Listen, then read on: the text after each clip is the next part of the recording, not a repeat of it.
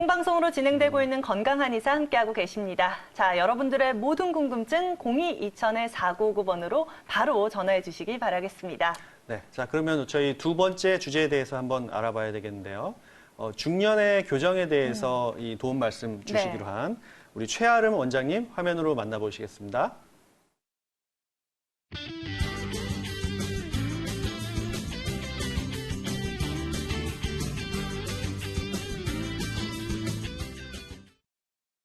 인사부터 나눠보겠습니다. 네. 안녕하세요. 네, 안녕하세요. 네, 우리 최아름 원장님과 중년의 교정 치료에 관해서 또 다양한 이야기 함께 해볼까 하는데요. 알겠습니다. 원장님, 네. 사람을 처음 딱 만났을 때 자신감 넘치게 환한 미소를 지으면 보는 것만으로도 좋잖아요. 그렇죠. 네, 맞습니다. 그런데 또 이 치열이 고르지 않다면 이 웃는 것마저도 좀 소심해지고 좀 꺼려지는 경우도 있다라고 하더라고요. 네, 맞습니다. 이 치열은 굉장히 중요하고 사람의 그 인상을 좌우하게 되는데 그래서 요즘에는 나이가 어린 이 소아 청소년뿐만 아니라 이 중년의 경우에도 치아 교정을 선택하는 경우들이 제법 늘고 있어요. 맞아요. 네. 뭐 제 주위의 친구들 30대부터 이 어르신들까지 네. 이 교정을 하시는 분들이 눈에 많이 띄던데 실제로 뭐 국내에서 교정하시는 분들의 인구수가 해마다 약 30만 명에 이른다고 하더라고요. 네. 제가 생각했던 것보다는 굉장히 많죠. 많은 분들이 하고 계시지 않나라는 생각이 드는데 뭐 그만큼 교정하는 이 기술들,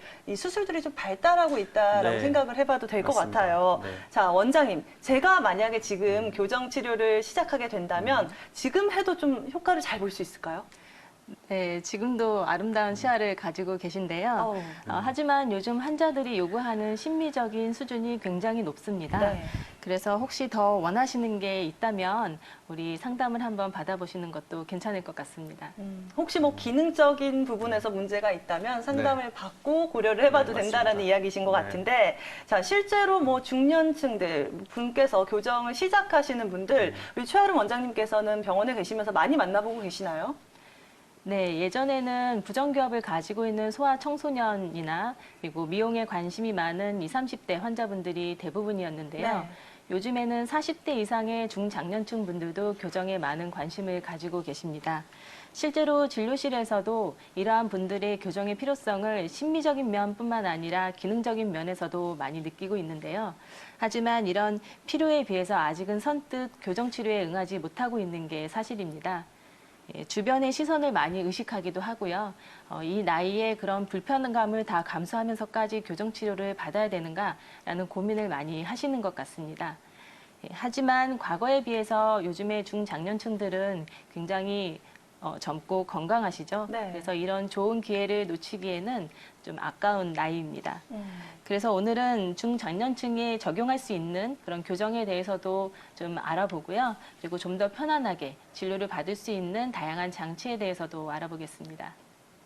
네, 말씀해 주셨듯이 중년이 된 경우에 치아 교정을 하게 되는데 이때는 뭐 심미적인 이유 때문만은 아니고 또 뭔가 기능적인 이유에서도 교정을 선택하게 되거든요.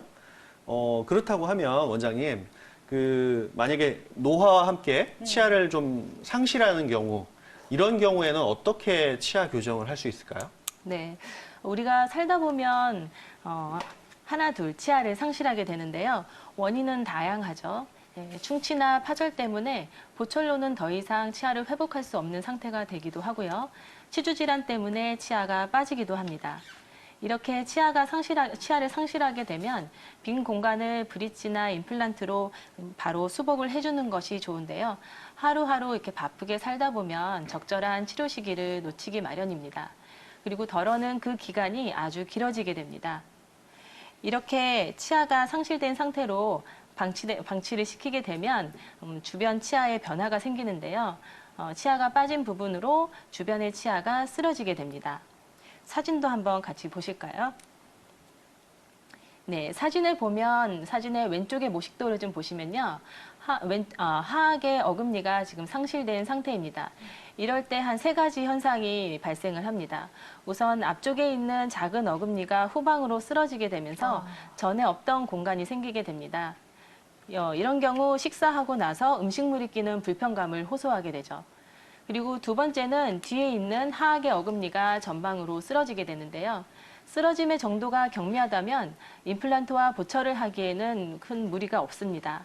하지만 그 쓰러짐이 심할 경우에는 치아를 삭제해야 되고 덜어는 신경치료까지 진행을 해야 합니다. 그리고 세 번째 문제는 바로 대합치, 상악에 있는 대합치가 정출되는 건데요. 정출된다는 것은 잇몸뼈에서 아래쪽으로 치아가 점점 내려온다는 것입니다. 우리가 이제 소아 청소년기가 되면 교합이 완성이 되는데요. 그래서 치아는 수직적으로 같은 위치에 머물게 됩니다. 하지만 이렇게 치아가 빠지게 되면 치아는 계속 내려오게 됩니다. 덜어는 이게 너무 심해서 잇몸에 닿을 정도까지 치아가 내려오기도 하는데요. 이때 임플란트를 심을 계획이라면 치아를 삭제하고 덜어는 신경치료와 보철치료를 통해 치료를 마무리해야 되는 경우가 생깁니다. 네, 뭐 정말 치아가 빠지거나 발치한 후에 너무 오래 그 상태로 네. 둔다면 이 빈자리로 치아가 이동하게 된다. 그런데 좀 생각보다 이 움직임이 굉장히 큰 것 같거든요. 맞습니다. 네. 그러면 뭐 치아를 상실한 후 바로 임플란트를 식립하는 경우와 그렇지 않은 경우 얼마나 차이가 날지도 궁금하거든요. 그렇죠. 네, 네. 최 원장님께서 정리해 주실까요? 네, 사진 자료를 한번 보시겠는데요. 보시는 화면에 위에 있는 사진이죠. 예, 보시는 화면에 왼쪽에 치아가 하나 빠져 있습니다. 다행히 주변 치아가 쓰러져 있지 않았기 때문에 간단히 그 빈 공간에 임플란트만 심는 것으로 간단히 치료를 마무리했습니다. 그리고 화면의 오른쪽 아래 어금니도 지금 상태가 좋지 않아 발치를 했는데요. 발치하고 나서 바로 임플란트를 식립했기 때문에 치아가 쓰러질 일이 없었고 그래서 추가적인 교정 치료 없이 바로 임플란트 심고 간단하게 치료를 마무리했습니다.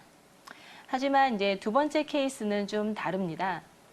사진 한번 보실까요? 네. 앞선 사례와 달리 이 환자분은 임플란트를 식립하고 나서 보철을 올리지 않고 상당히 오랜 기간 방치했습니다. 주변 치아가 임플란트 식립한 부위로 쓰러졌습니다. 그래서 나중에 임플란트 보철을 올리려고 하는데 그 공간이 너무 협소해져서 마무리할 수 없는 상태까지 되었습니다. 그래서 이분은 교정 치료를 했는데요.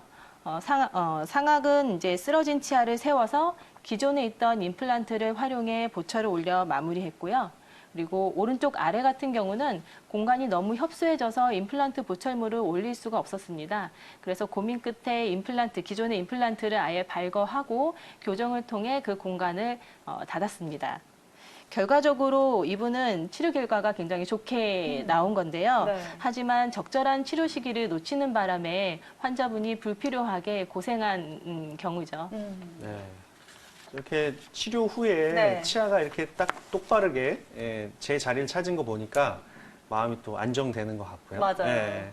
근데 이러한 경우에 그 교정 치료를 어떤 방식을 사용을 해서 저렇게 바르게 세울 수가 있었는지 좀 궁금합니다, 원장님. 네. 일반적인 방법은 치아에 교정 장치를 붙이고 그리고 호선을 연결해서 치아를 가지런하게 배열합니다. 그러면 쓰러져 있던 치아도 똑바로 세울 수 있습니다. 그리고 사진에 나와 있는 것처럼 이따 사진이 나올 텐데요. 잇몸뼈에 이제 미니스크류라고 해서 이제 나사를 박습니다. 이렇게 나사를 박아서 아래로 많이 정출된 치아를 다시 뼛속으로 끌어올릴 수 있습니다. 치아에 지속적으로 약한 힘을 가하게 되면 힘을 받는 부위의 뼈는 흡수가 되고 그 반대쪽에 있는 뼈는 새로 생성이 됩니다. 그래서 치아가 뼛속에서 이동을 할 수 있는 거죠. 그래서 이런 교정 치료를 통해서 우리가 보철물이 들어갈 수 있는 가장 좋은 위치를 확보할 수 있습니다. 네, 미니 스퀴르를 이용한 치아 아파까지 봤을 때는 왠지 치료 기간이 굉장히 길어지지 맞아요. 않을까 걱정이 네, 되거든요. 맞습니다. 최 원장님 보통 어느 정도로 생각하면 될까요? 네. 환자마다 그 기간이 다양한데요. 네. 저는 3개월에서 1년 정도 말씀드립니다. 치아가 이동해야 되는 양이 많을수록 치료 기간은 당연히 길어집니다. 참고로 저는 정밀 진단을 했을 때 치료 기간이 1년 이상이 걸릴 것으로 예상이 되거나 네. 예상이 되고 또 전체 교정을 통해서 다른 문제도 해결해야 될 필요가 아니라면 교정보다는 그냥 보철 치료를 통해서 단기간에 치료를 마무리할 것을 권합니다. 왜냐하면 자연치를 온전히 보존하는 교정 치료도 좋지만 환자분이 그 기간 동안 인내해야 하는 그 시간 역시 중요하기 때문입니다. 네. 네. 정말 기간을 버티는 네. 게 환자로서는 좀 힘들잖아요. 맞습니다. 네, 교정이 좋은 건 알지만 네. 시간이 오래 걸리기 때문에 환자분들이 잘 선택하시는 게 좋을 것 같고요. 맞아요. 이런 치아 교정에 임플란트를 동반을 하는 치료에 대해서 한번 알아봤다면 네. 이번에는 임플란트 없이 치아 교정만으로 공간을 폐쇄하는 방법에 대해서도 한번 원장님께 들어보겠습니다. 네. 앞서 설명한 것처럼 치아를 상실하게 되면 임플란트나 브릿지를 통해 그 공간을 메꾸는 것이 일반적인데요. 사진 자료를 한번 보실까요? 네. 이렇게 결손부에 임플란트를 식립하기에는 공간이 협소한 경우가 간혹 있습니다. 그리고 주변 치아가 이제 삐뚤어져 있을 때 그 삐뚤어진 치아를 배열하면 이 빈 공간을 생각보다 빨리 메꿀 수 있는 경우가 있습니다. 그래서 이런 경우에는 임플란트를 심는 것보다는 교정 치료를 적극 추천합니다. 지금 사진에 나와 있는 환자분은 하악 양쪽 어금니가 충치로 인해서 상실된 경우인데요. 교정 치료를 진행을 했습니다. 그래서 치료 후 사진을 한번 보시겠습니다. 사진을 보면 이 환자분은 임플란트를 식립하지 않고 그 상실된 부분을 교정을 통해서 공간을 다 메꿨고요. 그리고 교정을 한 후에 좀 더 긴밀한 교합 관계를 얻을 수 있었습니다. 그리고 안모가 약간 돌출된 분이었었는데요. 교정 완료 후에 입술도 약간 집어넣을 수 있어서 일석삼조의 효과를 얻을 수 있었습니다. 하지만 다만 이런 경우는 우리가 부분 교정만으로는 치료를 하기 힘들고요. 전체 교정이 들어가야 되기 때문에 최소한 1년, 2년까지 기간이 필요합니다. 그래서 보철물보다는 자연치를 통해서 온전히 본인의 그 구강 상태를 구성하고 싶다라는 환자분의 강한 의지가 있다면 이런 교정 치료도 한번 받아보시면 좋겠습니다. 네, 임플란트를 식립하지 않고 교정 치료가 필요한 경우 설명을 해주셨는데요. 그런 거 하면 원장님 혹시 이런 말 들어보셨어요? 젊었을 때는 내 치아가 가지런하고 괜찮았는데 네. 나이가 들면서 삐뚤삐뚤해진다. 맞습니다. 많이 네, 보셨죠? 또 그렇습니다. 이런 고민 네. 때문에 또 고민을 호소하시는 환자분들도 계시다라고 알고 있는데 최 원장님, 왜 우리 치아가 나이가 들면서 좀 삐뚤삐뚤 변형이 일어나는 건가요? 네, 제가 요즘에 진료실에서 중년 환자분들한테 자주 듣는 말씀인데요. 네. 나이가 들수록 우리 몸 곳곳에서는 이제 노화가 진행이 되죠. 대표적인 예로 이제 피부를 들 수 있습니다. 나이가 들수록 피부의 탄력이 떨어지게 되고 그리고 중력 방향으로 우리 피부는 아래로 처지게 됩니다. 안타깝게도 우리 구강 내에서도 비슷한 현상이 일어나는데요. 이제 세월이 흐를수록 우리 치아가 심겨져 있는 치조골의 높이는 점점 낮아지고 주변을 둘러싸는 잇몸도 느슨해집니다. 그리고 치주 질환이 있다면 이렇게 잇몸이 붕괴되는 과정은 좀 더 빨리 일어나게 되죠. 한편 우리 치아는 그 피부가 중력 방향으로 힘을 받듯이 평생 한 방향으로 힘을 받게 되는데요. 이게 치아 가운데 방향으로 양쪽에서 이제 힘을 받게 됩니다. 잇몸이 탄탄한 경우라면 이런 힘이 작용해도 우리 치아의 위치에 크게 영향을 주진 않습니다. 하지만 잇몸이 약해지게 되면 좀 상황이 다릅니다. 잇몸이 약해지면 전방부를 향해서 치아가 쏠리게 되는데요. 주로 나타나는 것은 사진에서 보는 것처럼 앞니가 삐뚤삐뚤해지는 것이고요. 그리고 옆에서 볼 때는 전방으로 좀 뻗어러지는 현상도 나타납니다. 그리고 앞에서 볼 때 치아가 좀 더 솟아오르는 그런 변화도 생기게 됩니다. 이처럼 치아가 한번 틀어지게 되면 치아 사이에 이루고 있던 그런 힘의 균형이 깨지기 때문에 점점 서서히 틀어지는 그런 현상이 생기게 되는 것입니다. 네, 이게 참 젊었을 때는 괜찮았는데 맞아요. 나이가 들어서 어쩔 수 없다. 뭐 이런 얘기 들으면 참 서글퍼집니다. 슬퍼요. 네, 맞습니다.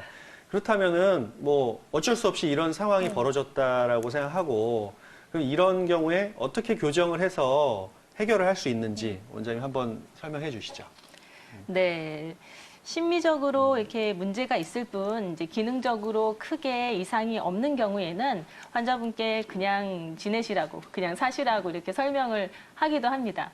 근데 이런 얘기를 듣고 발길을 돌리는 환자분의 마음이 쉽게 편안해지지는 않습니다. 네. 그쵸. 왜냐하면 그게 미세한 차이일지라도 환자분은 치아가 점점 삐뚤어지고 있다는 걸 느끼고요. 맞아요. 그리고 그 과정이 현재 계속 진행 중이라는 것을 환전은 압니다.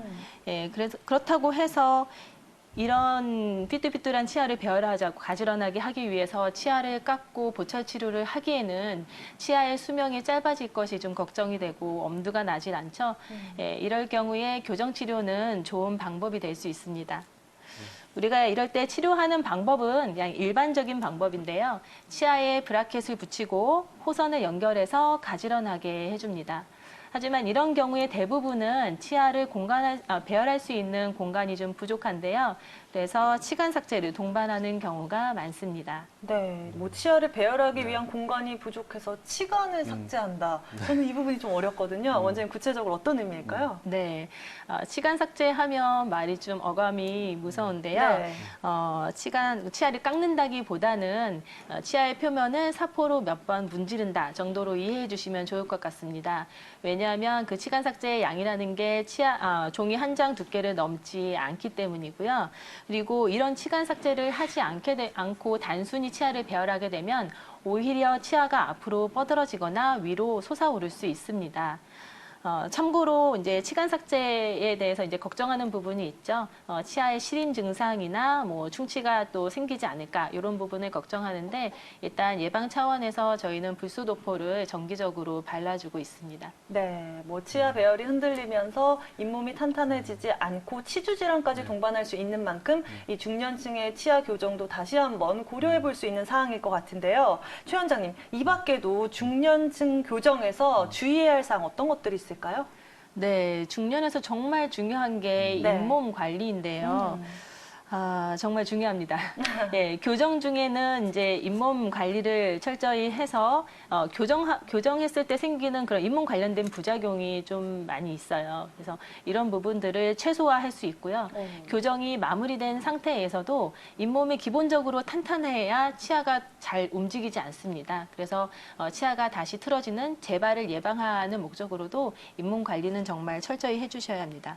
그래서 잇몸 관리라는 거는 이제 집안에서 간단하게 양치하는 거 포함하고 이제 진료실에서는 스케일링, 그다음에 치주 수술까지 뭐 단계별로 시행할 수 있는데요. 뭐 그때 상태에 맞게 이제 적합한 치료를 해주시면 됩니다. 어쨌든 성인 기종에서 치주 관리는 정말 핵심이고요. 그 성패를 좌우합니다. 그래서 집에서도 진료실에서도 잇몸 관리는 정말 꼼꼼히 해주시길 바랍니다. 네. 잇몸 관리가 정말 중요하다 이렇게 강조해 주셨는데 네. 그렇다면은 이렇게 치아가 상실했을 때 또 발생할 수 있는 여러 가지 일들이 있을 것 같은데 그렇죠. 네, 또 다른 사례에 대해서 한번 알아볼까요? 네. 그 사진 자료를 한번 보시면 좋겠는데요. 네. 네, 다른 사진, 네, 맞네요. 네. 사진 속 환자는 치주 질환이 있는 심한 환자분이었습니다. 그래서 구치부도 상실이 됐고요. 그래서 교합이 무너져 있는 상태였고 하악 전치가 솟아올라서 상악 전치를 지속적으로 치고 있었습니다. 그래서 전에 없던 공간이 생기고 그리고 치아의 심한 동요도, 앞니의 심한 동요도도 발생을 했습니다. 이때 보철이나 보존 치료를 우선 생각할 수 있는데요. 보철을 하면 치아를 깎아야 된다는 좀 부담이 있고요. 뭐 레진으로 치아 공간을 메꾸는 방법은 나중에 경계부에 변색이 생겨서 재치료를 해야 되는 그런 문제도 있을 수 있습니다. 그리고 근본적으로 하악 전치부의 정출과 구치부의 그런 교합을 회복해주지 않으면 또다시 앞니에 공간이 생길 수 있기 때문에 좀 한계가 있죠. 그래서 이 환자분은 본인이 굉장히 적극적으로 교정을 받겠다고 하시기도 했고, 네. 그래서 교정 치료에 들어갔는데요. 일단 상악 전치부 공간은 모아주고요. 그리고 하악 전치부가 계속 상악을 쳤기 때문에 하악 전치부를 압화를 시켜서 더 이상 상악에 자극을 주는 그런 요인을 없앴습니다.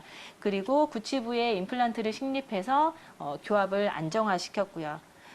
이분 같은 경우는 치주 질환이 좀 심했기 때문에 교정이 완료된 후에도 정기적으로 뭐 스케일링 하고 잇몸 치료를 같이 받으셔야 된다고 제가 설명을 드렸습니다. 네, 뭐 중년층에서 치아 교정이 필요한 다양한 케이스들을 살펴봤는데요.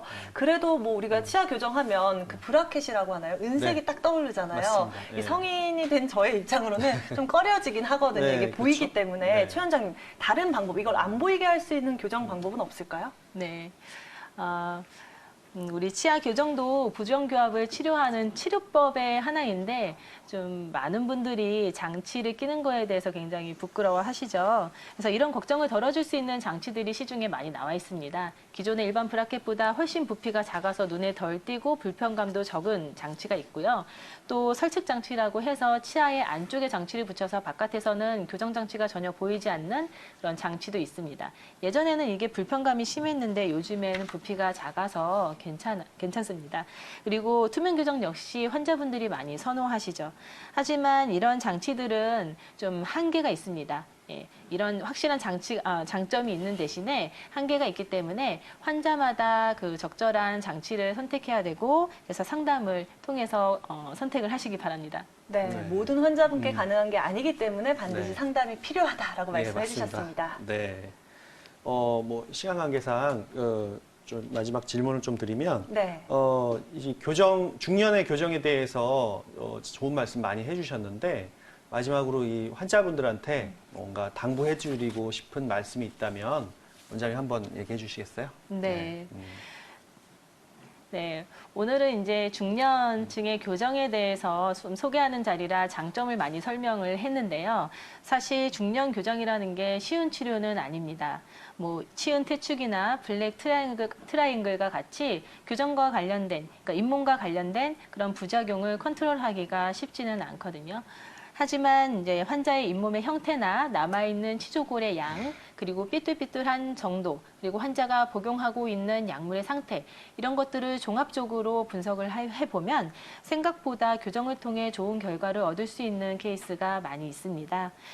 그래서 혹시 치아를 상실해서 임플란트를 생각하고 있으시거나 아니면 치아가 점점 삐뚤삐뚤해지고 있다라고 느끼신다면 보철 치료를 하기에 앞서 교정 치료도 한번 상담해 보시길 바랍니다. 네, 시작이 반이다. 나에게 맞는 중년 교정 치료 방법까지 살펴봤습니다. 자, 다양한 이야기를 나누다 보니까 아쉽게도 저희 마칠 시간이 맞습니다. 네. 다가왔습니다. 자, 오늘은 뭐 무릎 관절염부터 중년층에게 꼭 필요한 교정 치료까지 확인해 봤고요. 뭐 이 밖에도 다양한 건강 고민 이야기는 금요 스페셜 건강 한의사에서 네. 확인해 보실 수 있겠죠. 여러분들도 시청하시면서 여러분들의 궁금증 해결해 보시기 바라겠습니다. 자, 이렇게 저희가 준비한 오늘 순서는 여기까지입니다. 함께해 주신 여러분 고맙습니다. 네.